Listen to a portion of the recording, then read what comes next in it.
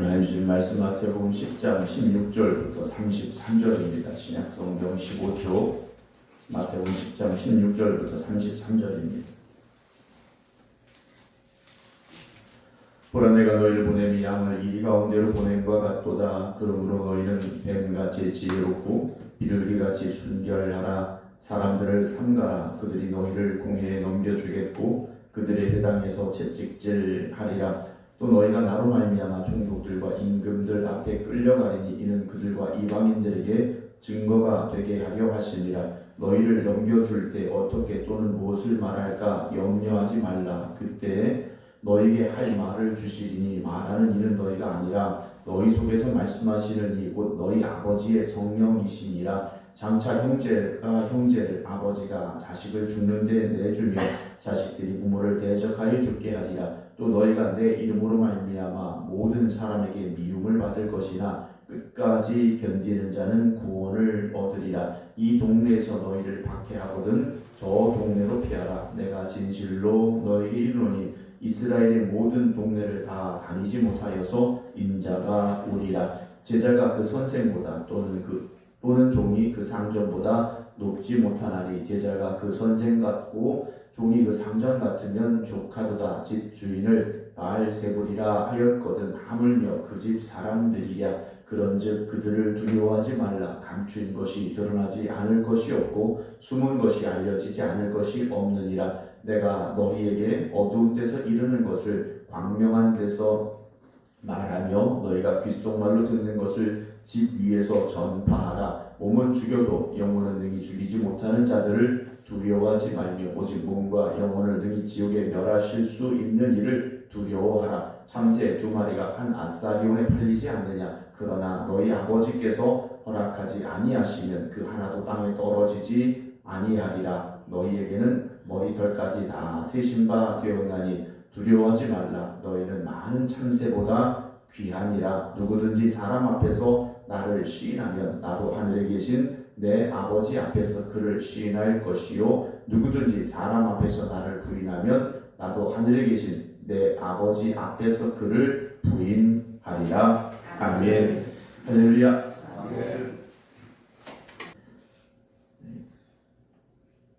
오늘 16절부터 33절 말씀인데요. 주님께서 제자들을 이제 보내시는데 보냄을 받는 제자들에게 주시는 말씀입니다. 자, 내가 너희를 보내니까 다 잘 될 거야. 가서 마음껏 복음 전에 이렇게 말씀하지 않으셨다라는 거죠. 내가 너희를 보냄이 양을 어디로 보냅니까? 이리 가운데로 보냄과 같다라고 말씀을 하셔요. 제자들을 파송하시는 주님의 마음이 어떨까? 아이들을 키우다가 이제 아이가 어느 정도 나이가 되면 요즘 어린이집도 일찍 가고 유치원도 가고 초등학교도 가게 되지 않습니까?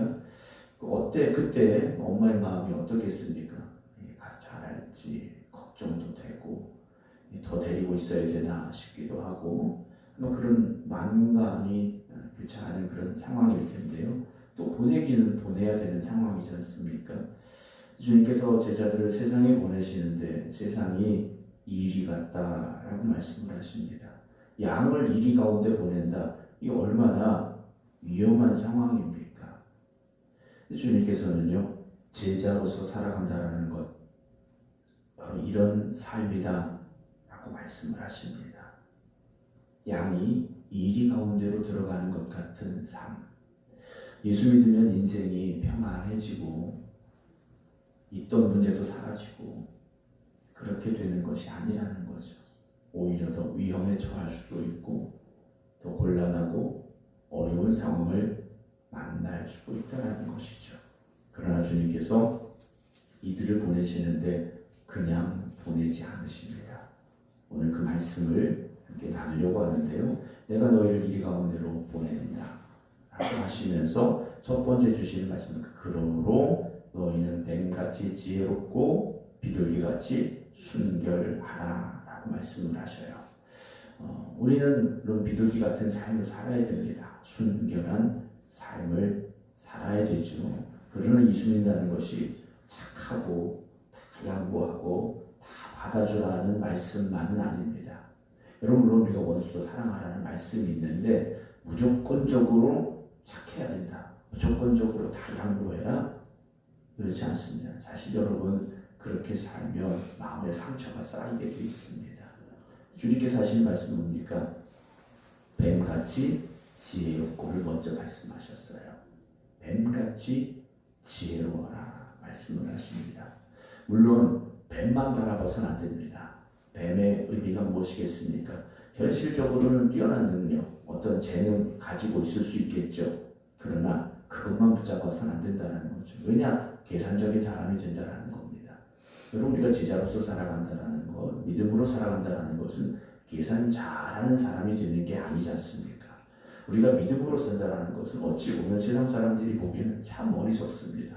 계산도 못하는 사람처럼 보인다는 거죠. 그런데 우리는 그렇게도 살아갈 수 있어야 되는데 우리가 주님께서 제자들을 세상에 보내시면서 하시는 이 말씀은 세상을 제대로 분별하라는 말씀입니다. 세상을 제대로 분별하고 그리고 순결하라는 말씀은 악에 물들지는 말라는 말씀이에요. 여러분 세상이 얼마나 악합니까? 우리가 검은 것에 가까이 가면 검어지고 붉은 것에 가까이 가면 붉어진다는 사자성어가 있지 않습니까? 여러분 우리는 자연스럽게 물들게 돼 있어요. 우리가 경상도 사투리 하나도 못해도 경상도에 가서 한 달만 살면 이상하게 말소리가 달라지기 시작합니다. 내가 말하려고 하지 않아도 자연스럽게 그렇게 바뀌게 돼 있어요. 여러분 우리는 세상 속에 살지만 절대로 세상에 물들지 말아야 됩니다. 하나님의 자녀로서의 순결함은 지켜가야 되지만 지혜로워야 된다는 것이죠. 17절에 사람들을 삼가라. 그들이 너희를 공에 넘겨주겠고 그들의 회당에서 채찍질할 것이다 라고 말씀하시는데 또 너희가 나로 말미암아 총독들과 임금들 앞에 끌려가리니 이는 그들과 이방인들에게 증거가 되게 하려 하심이라는 말씀을 하고 계시는데요. 복음 들고 나가는데 어떻게 됩니까? 재판에 넘겨지는 일 그리고 채찍에 맞는 일도 있을 수 있다라고 말씀을 하십니다. 그러나 어디로 끌려갑니까? 총독들, 임금들 앞에 끌려간다는 거죠. 여러분 우리가 어떤 자리에 서든지 복음 전할 수 있어야 됩니다. 때로는 억울하게 끌려가는 자리 같을지라도 우리를 그 자리로 이끄신 하나님의 뜻이 무엇이겠습니까? 그곳에서도 복음이 증거되도록 그곳에서도 하나님의 자녀다운 모습이 무엇인지를 보여주도록 우리를 그렇게 이끌어 가신다는 거죠. 그래서 여러분 우리가 어떤 상황, 어떤 자리에 있든지 하나님의 자녀된 본분은 끝까지 지켜가야 됩니다. 끝까지 우리는 그걸 놓치면 안 된다는 거죠. 믿음 때문에 손해볼까 여러분 두려워하는 분들도 있습니다. 복음 전하다가 이상한 사람이라 손가락질 받을까봐 전하지 못하는 사람이 있습니다. 여러분 그렇지 않습니다. 우리는 복음 전하기 위해서 복음 전하라고 하나님께서 우리를 택하시고 부르셨다는 것을 잊지 마시기 바랍니다. 그래서 19절에 너희를 넘겨줄 때 어떻게 또는 무엇을 말할까? 염려하지 말라. 그때 너희에게 할 말을 주시리니 말하는 이는 너희가 아니라 너희 속에서 말씀하시는 이곳 너희 아버지 성령이시다. 그들의 성령이 함께 하실 것이다라는 거죠. 내가 그때 무슨 말하지? 걱정하지 말라는 겁니다. 우리 안에 성령이 역사하시면 성령님께서 말하게 하신다는 거죠. 이 말씀은 물론 아무것도 우리가 준비하지 않아도 된다는 건 아닙니다. 우리는 말씀 붙잡고 말씀을 묵상하고 기도하는 삶을 살아야 되죠. 하나님의 뜻을 구하는 삶을 살아야 됩니다. 이 말씀의 분명한 의미는 어떤 순간에도 하나님이 우리 가운데 역사하신다는 거죠. 하나님이 우리를 고아와 같이 내버려 두지 아니하신다는 겁니다. 그 다음에 말씀이 무엇이냐면 21절 장차 형제가 형제를 아버지가 자식을 죽는 데 내주며 자식들이 부모를 대적하여 죽게 할 것이다 하는 말씀을 하셔요. 우리가 복음 전하다가 가장 가까운 관계들에게 이런 일을 당할 수도 있다는 거죠. 여러분 요즘이야 뭐 그렇게 심하진 않습니다만 예전에는 교회 다닌다고 머리채에 끌려가고 맞기도 하고 많은 핍박과 고난을 받는 믿음의 선배들, 우리 믿음의 어머니들이 있었습니다. 그래도 그분들이 어떻게 했습니까? 끝까지 기도의 자리를 지켰고 끝까지 예배의 자리를 지키려고 얼마나 노력을 했습니까? 여러분, 우리가 지금 신앙생활하면서 사실 너무 편하게, 너무 원실 속에 있는 것 같이 신앙생활을 하고 있는 것은 아닐까. 그래서 사실 별거 아닌 일에도 시험 들기도 하고요. 생각해보면 아무것도 아닌 일에 마음이 흔들리기도 하고요. 그럴 때가 있는 것 같습니다. 여러분, 우리는 어떤 삶을 살아야 됩니까? 끝까지 견디는 자가 되어져야 됩니다. 복음 때문에 우리는 핍박도 당할 수 있는 거고요. 믿음 때문에 미움도 받을 수 있지 않습니까? 그때 우리가 흔들리지 마시고 끝까지 주님 오시는 그날까지 주어진 사명의 자리를 지켜가시기 바랍니다.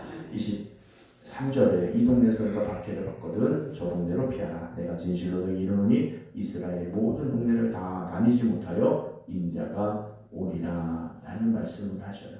오늘 보면 이 23절의 말씀은 좀 해석하기 어려운 말씀입니다. 그래서 상당히 다양한 많은 해석들이 나오고 있습니다만 제자들이 복음 전하러 다니는데 그 전에 마지막 때가 오는 것이냐, 그 말씀이 아니라는 거죠. 말씀을 다시 들여다보면 이 동네에서 박해를 받으면 저 동네로 피하라 그러셨어요. 그건 사역에 있어서 복음 전하는 이들의 발걸음이 멈추어서는 안 된다는 겁니다. 핍박을 받아도 어떻게 합니까? 여기가 아니라면 다른 곳에 가서 복음 전하는 삶을 살아야 된다는 거죠. 이 사람에게 복음 전하는데 그 사람이 받아들이지 않아. 나는 전도하는 능력이 없어. 포기하라는 게 아닙니다. 내가 누구에게 전도했는데 그 사람이 나를 이상하게 쳐다봐. 전도하지 말아야지. 이 말씀이 아니라는 거예요. 어떤 상황이든지 만날 수 있습니다. 그러나 복음 전하는 발걸음은 멈추어서는 안 된다라는 거죠. 그리고 어떤 말씀입니까? 주님은 반드시 오신다라는 겁니다. 주님 반드시 오십니다. 피하라는 이 말씀은 무서우니까 도망가라는 말씀이 아니라 사명을 놓치지 않아야 된다는 말씀이죠. 우리가 신앙생활하면서 그런 경험들이 있으실 거예요. 내가 뭔가 열심히 하려고 하는데 안 돼. 이건 내가 할 일이 아닌가 봐. 라고 쉽게 포기하는 경우도 있습니다. 여러분, 사명의 자리, 복음을 증거하는 자리는 아무리 힘들고 어려운 일을 만날지라도 우리가 포기하고 또 내려놓아서는 안 된다라는 말씀을 드리게 되고요. 24절에 제자가 그 선생보다 또는 종이 그 상전보다 높지 못하나니 제자가 그 선생 같고 종이 그 상전 같으면 조카도다. 집 주인을 바알 세우리라 했거든 하물며 그 집 사람들이야. 그런즉 그들을 두려워하지 말라라고 말씀하십니다. 예수님을 향해서 비난하고 조롱한 사람들이지 않습니까? 하물며 제자들을 향하여 무슨 말을 못하겠습니까? 여러분, 예수님께서 핍박받으시고요, 고난받으시고요, 채찍에도 맞으시고요, 가시관을 쓰셨고요, 십자가에 못 박히셨고요. 예수님도 그렇게 가셨는데 왜 우리는 예수님 때문에 어려움 당하는 일을 두려워하느냐라는 거죠. 여러분, 우리가 예수 믿는다고 끌려다닙니까? 채찍에 맞습니까? 누가 우리 보고 침을 뱉습니까? 우리를 누가 십자가에 못 박습니까? 여러분, 주님도 그 길을 가셨는데 우리는 생각해보면 별거 아닌 일에 우리의 열심을 잃어버리고요. 여러분, 두려움으로 세상에 나아가지 마시기 바랍니다. 담대함으로 맞서시기 바랍니다. 28절 보면요, 몸은 죽여도 영혼은 능히 죽이지 못하는 자들을 두려워하지 말고 오직 몸과 영혼을 능히 지옥에 멸하실 수 있는 일을 두려워하라. 우리가 두려워야 될 분은요, 하나님이시죠. 물론 두려움이라는 표현보다는 경외라는 단어가 더 적절하긴 합니다만 우리는요, 하나님만 바라보면 되는 겁니다. 하나님만 바라보며 살아야 되는데요. 29절에 참새 두 마리가 한 아사리온을 팔리지 않느냐. 그러나 너희 아버지께서 가지 않냐 하시면 그 하나도 땅에 떨어지지 않는다라고 말씀하셔요. 참새 두 마리, 그렇게 크게 값어치가 없다라는 말씀을 하셔요. 그러나 그런 것들도 하나님이 허락하시지 않으면 하나도 땅에 떨어지지 않는다라는 말씀이지 않습니까? 여러분, 하나님께서 붙잡아 주십니다. 하나님이 우리를 붙잡아 주시는데 왜 우리가 두려워하냐라는 거죠. 거죠. 여러분, 세상이 우리를 향하여 그렇게 만들려고 합니다. 우리에게 무엇을 줍니까? 두려움을 주는 겁니다. 두려움을 주면요, 아무것도 못하게 되어 있습니다. 여러분, 겁에 질렸다라는 표현이 있지 않습니까? 그러면 사람이 굳어져서요, 아무것도 못합니다. 여러분, 세상을 두려워하면요, 우리가 영적으로 굳어지고 마비되게 되어 있습니다. 아무것도 시도하지 못하는 사람이 될 수밖에 없다라는 거죠. 여러분, 교회는 그리고 성도들은요, 세상을 향하여 그래서 담대해야 되는 겁니다. 세상이 우리를 향하여 어떤 말을 하고 어떻게 다가올지라도 담대할 수 있어야 됩니다. 세상 앞에서 우리가 무서워서 겁에 질려서 굳어버려져서는 안 된다라는 것이죠. 30절에 너희에게는 머리털까지 다 세신 바 되었나니 두려워하지 말라. 너희는 많은 참새보다 어떻습니까? 귀하다라고 말씀을 하셔요.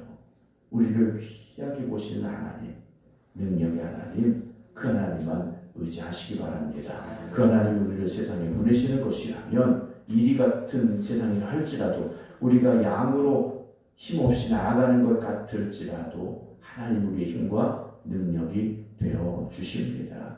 32절에 누구든지 사람 앞에서 나를 시인하면 나도 하늘에 계신 내 아버지 앞에서 나를 시인할 것이요 누구든지 사람 앞에서 나를 부인하면 나도 하늘에 계신 내 아버지 앞에서 그를 부인하겠다 라고 말씀을 하십니다.